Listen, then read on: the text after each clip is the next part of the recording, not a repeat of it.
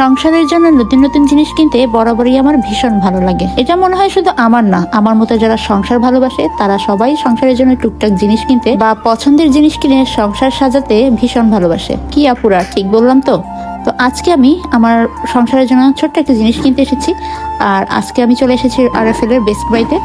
আর best বাইতে এসে আমি যে জিনিসটা কিনবো সেটা না দেখে আমি বাকি সবকিছুই দেখে ফেলেছি। আজকে মূলত আমি এসেছি আমার ইয়ানামার জন্য একটা ছোট্ট ওয়ার্ড্রপ কিনতে। আমি চাচ্ছিলাম ওর সব জামা কাপড় একদমই আলাদা করে রাখতে, আমাদের জামা কাপড়ের ভেতরে মেশালে তখন আবার খুঁজে পাওয়া যাবে না। তো যাই হোক, RFL এর বেস্ট বাইতে হিউজ অপশন ছিল ওয়ার্ড্রপের, ছোট, মিডিয়াম, বড় বিভিন্ন সাইজের ওয়ার্ড্রপ দেখছিলাম।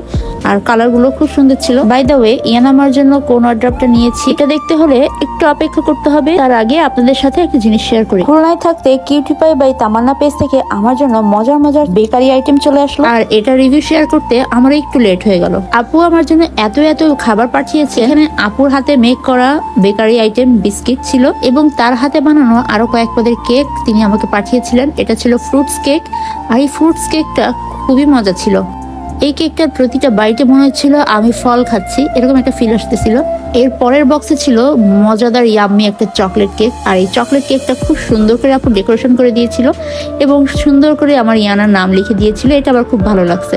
আর সব থেকে ইন্টারেস্টিং জিনিস ছিল এটা সমুদ্র থিমের। এই কেকটা দেখতে যেমন সুন্দর, খেতেও অনেক মজা। খুলনার আপু এবং ভাইয়েরা, আপনারা যদি ঘরে বসে এরকম মজাদার বেকারি আইটেম খেতে চান তাহলে অবশ্যই কিউটি পাই বাই তামান্না পেজে ইনবক্স করে অর্ডার করে ফেলতে পারেন। দেখেন তো বাচ্চাগুলো কত মজা করে খাচ্ছে কেকটা। কিউটি পাই পেজের লিংক আজকের ভিডিওর ডেসক্রিপশন বক্সে দেওয়া থাকবে, আপনারা চেক আউট করে নিতে পারেন। এবার চলে যাই RFL এর ভেতরে। এখানে আমি বেশ কয়েকটা ওয়ার্ড্রপ দেখেছি।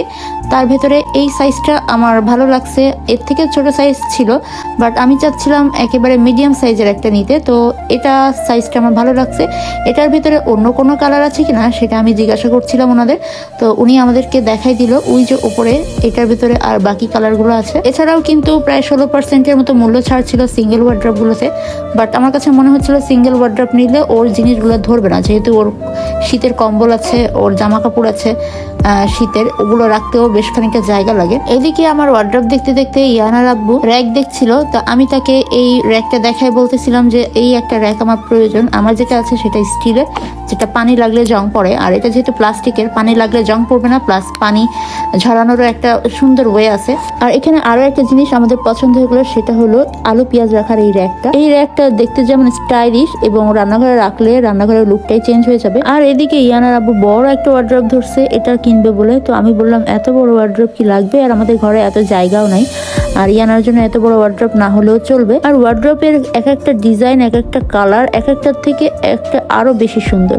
তো ফাইনালি আমার এটা পছন্দ হলো। আমি বলতেছিলাম আমি এটাই নিব, এটা আমার কাছে পারফেক্ট মনে হচ্ছিল। তো আমি এটার ড্রয়ারটা খুলে খুলে দেখতেছিলাম যে ইজিলি আটকে কিনা। তো এই ডিজাইনটা কিন্তু আমার বেশ ভালো লেগেছে। তবে ইয়ানার আব্বু বলছিল ওই কালোটা নাকি তার পছন্দ হয়েছে। এই ডিজাইনটাও একদমই খারাপ না, আমার কাছে ওই ডিজাইনটাও ভালো লেগেছে। তবে আমি আরেকটু কাছে যেয়ে দেখছিলাম যে এটা কেমন দেখতে।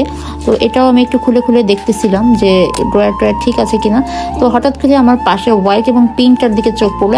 এতক্ষণ কিন্তু আমার এই দুইটার দিকে চোখ পড়ে নাই, দুটাই কিন্তু সেম বাট ডিজাইন আলাদা।